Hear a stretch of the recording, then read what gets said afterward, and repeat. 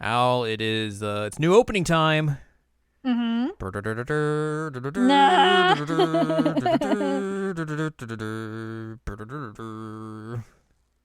um, okay, so here's the thing. I have no real affinity towards the actual opening.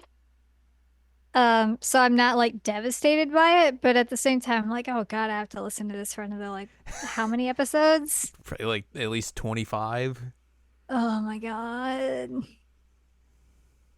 Um, yeah, 128 to 153 or 127, because that's something that is wrong on the wiki. But yeah, 128 to 153. That's not a lot that I'm just gonna have to listen to. So another like 4 months of this. Yeah, we'll never get Here We Come. It's the start of We Inuyasha. don't even get sound effects. It's just very No just. sound It's effects. just you're just hearing music and that's it. Uh. Anyways, yes. Hello, welcome to this week's episode. Jared now watch Inuyasha is episode 129. I'm Jared, joined as always by Doc Owl and Lady Hello. This is episode 127 or season 5, episode 17, entitled "Don't Boil It: The Terrifying Dried Up Demon." And yes, we do have a new opening, but it is another instance where they don't have the rights to the song, so they just replaced it with a song from the original soundtrack. So you just get that as the opening. Correct. So there is that. But yes, we were hanging out. Uh, Mm-hmm. Kagome's going back home because Inuyasha's like, there's not much else to do right now, so you can just go home for a bit, I guess. Cool. I'll see you later. She heads back home. She drops off a gift of dried food. Definitely won't come back up later from the Nope. feudal era. And then she goes home or she is home. She goes to her bed and just lays there and then gets up and eats a whole bunch, gets a bath, takes a good, nice rest. And she's like, all right, I'm ready for school. I got to catch up because I've been gone a while. And then she gets to school, and She then she's like, "Oh, why is it? Why is what's going on here? Everyone's building things. This is weird. It's like she's never seen a festival before for a school. never ever. Which is Also, I very was gonna say strange. she blows bubbles in the bathtub. She does. Her friends show up and are like, "Oh, hey, it's been a while since you showed up to school. We heard about your inner ear infection, which made you like hear strange things. It's a good thing you're back." She's like, "Yeah, haha." And she's like, what's going on? Why don't we have class?" And they're like, "Oh, we only have like morning classes. We're getting ready for the culture festival." She's like, "What? What? I don't understand." And like, "Yeah, we're doing a bunch of things. You should come He's like, help us." oh, why did Because I come yeah, back? she's like, "I should just go home." Like, "Oh, come help us. You haven't been here for a while, so you should probably help us." And then they're like, "Oh yeah, you should do all these things for like to help us. So you're gonna sing. You're gonna be an understudy singer. You're gonna be an understudy performer, and you're gonna be an understudy cook." And it's going to shock you to know that she's going to become a permanent member of all of these things because people are going to drop out here and there. Oh man, who could have seen Unsurprisingly. that coming? Yeah. We go back to the feudal era and we see the gang just hanging out. Naraku goes to this swamp and hangs out with Mimisiri. He's got some big ears. It's like he got a bunch of like big old gauges in his ears. Now his ears are all Mm-hmm. droopy, except he doesn't have the holes. Um, so he's like talking to him. He's like, "Hey, you gotta. I hear your ears are very good and can hear anything in the world. Have you heard anything about the last jewel shard that I need?" Which is not true, as we will learn here very quickly. Where Inuyasha and the gang are like, "Okay, so we know Naraku's got all the jewel shards except for Koga's got his. Kohaku has one in him, so there's three that we know he doesn't have, and there's probably others out there that we could get. So we should be fine with that." Um, and then that is it for the canonical material in this episode. Yep. Just those two conversations is the canonical stuff in this episode. Everything else is filler. And Yash afterwards sees Shippo just eating a bunch of food, and they're like, "What are you doing down there?" And he's like, "Oh yeah, one of the villages we helped save, they gave me some dried food, and it's really good." And Song was like, "No, get rid of that, bad." He's like, Demon "Oh, parts. but it's good." And like, yeah, these are made from like demons, and if you get it wet and boil it, like it's just gonna turn back into a demon. So like, you shouldn't eat this stuff. Come on, dude. He's like, "Oh, it's tasty." Oh. We also see in the real world where Kagome's grandpa is eating this as well, just really digging into it with some sake. Dude's a little tipsy. Yeah, and as Kagome is very tired from her first day back, having to do all this new stuff. So yeah, she's not having a good day. And then the next day, she's basically like, they're like, oh yeah, this lady's sick. She can't sing. You're gonna sing the solo part now, which is very bizarre that they would do that. Yep.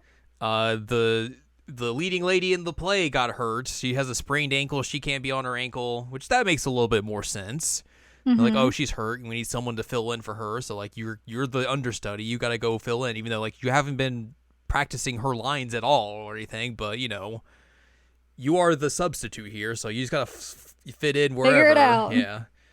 So there's that. And then her cooking has just not been going great. She tried to tell her friend like, "Oh yeah, I'm good at outdoor cooking," and her friend's like, "Nah, I don't. Let's keep going with this." And she's like, "Oh, I got an idea of something I could bring in to help the cooking." Thinking of the dried food. Uh-oh. Uh-oh. And then she goes up to the roof and she's like hanging out. She's like, "Oh God." And then Hojo shows up and he's like, "Oh hey, what's up? How you doing? It's good to see you back and everything. By the way, we're gonna be practicing a lot together, Hey, how's it going?" And Kagome's like, "I gotta go. See you later." So she heads back down and gets back to work on stuff. Meanwhile, Inuyasha's just like, I gotta go get her. It's just been too long. It's been like a day, and like we need to start getting back on the jewel shard hunt. So like I just gotta go find her. So he jumps into the well, and then Grandpa's like, "Oh man, this dried food's too tough. I should boil it, and then it'll make it better." Mm-hmm. So he just puts it in a pan and boils it, and just goes back to reading his magazine, just like, yeah, that's an interesting story. Oh, the economy's bad as usual. The economy. And then you see like the demon bubble being like, "Rrr, rrr," and then Yasha just walks in and he's like, "Oh, hey, what's up? How's it going?" Ah. And then Yasha sees the big demon bubble behind him. He's like, "Iron Reaver's wholesaler, blah." Blah. And takes care of that. And he's like, "You got that dried food? You doing anything with that?" And he's like, "Yeah, I was boiling it because like that was the last of it and I wanted to eat it." And Yasha's like, "Yeah, let's not do that." And then Kagome's mom and Brutta show up and they're like, "Oh hey, what's up? How's it going? You should stay for dinner with us." And he's like, I really can't. But then they're like, "Oh, you should." And he's like, "Okay." And then we just cut to him just playing with the cat. He's like, "Who's a good cat? Who's a good cat?" Just rubbing that belly and everything as Kagome walks in. And she's like, "What are you doing here?" And he's like, "We gotta go back, and like after we eat, we're going back to the feudal area because we need to go find the jewel shard and everything." And she's like, "Well, I can't really go back yet. I have stuff to do." And he's like, "Well, we're going back." And she's like, "Well, no, is that all you wanted to come back for?" And he's like, "Yeah." She's like, "Humph." And then he's like, "Well, I also guess I wanted to see you." She's like, "Oh, okay, well that's fine." Little brother's like, "Oh my God." Sango and not Sango, Shippo and Kirawa are just hanging out at the well being like, "Man, they're taking a while. This is weird. Anyways, I'm just gonna snack on some stuff." And then he's like, "Oh, this dried meat's too tough. I should I'll use my little foxfire and heat it up." And oh god, it's a demon shows up. Oh no. Oh no. Who could have seen this coming? Moroku and Sango come into the nick of time to defeat it, and like Moroku's like, "Why is there a demon out here? That's weird." And Sango sees the food and she's like, "Shippo, my dude, come on. Give me the rest. Come on." And he's like, "Here you go." And just pulls out like just heaps and heaps of dried food that he was keeping on him. She's like, "How did you have all this?" And it's like, "Is that it? That better be it." He's like, Kagome took the rest of it home with her. And then they all like look down on the wall like, "Well, I guess Inuyasha's there with her if anything goes bad, right?" Huh? Inuyasha wants to go to the festival and see Kagome perform. She's like, "No, you can't.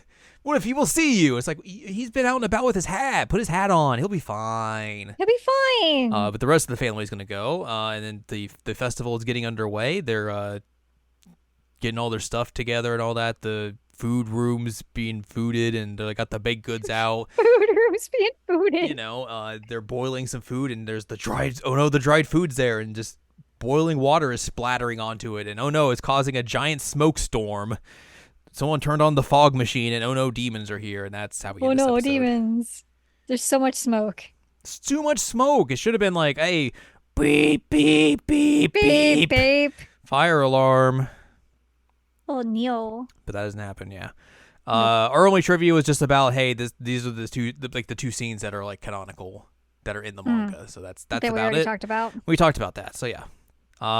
Next time, we will be discussing episode 128 entitled Battle Against the Dried Up Demons at the Cultural Festival. It's pretty self-explanatory. Presumably, we will get a new ending. Hopefully. Maybe so. Who knows? But that's going to do it for this week's episode. So if you'd like more from us, head on over to seasonalanimecheckup.com or sac.cool, where you can find past episodes of this podcast and other podcasts like Seasonal Anime Checkup OVA. You can also find columns and reviews on the site as well. If you'd like more from Ann Ladium, go to annladium.com. She's got columns and reviews. You can follow us on Twitter and TikTok at Anime Checkup. You can follow us on Blue Sky at seasonalanimecheckup.com. You can buy our book, One Shiny Moment, a critical analysis of Love Life Sunshine, Hot Tubs, and Pac-Man on Amazon.com. And you support us on Patreon, patreon.com/SACOVA. So join us next time as we find out the end of this cultural festival and what's going to happen.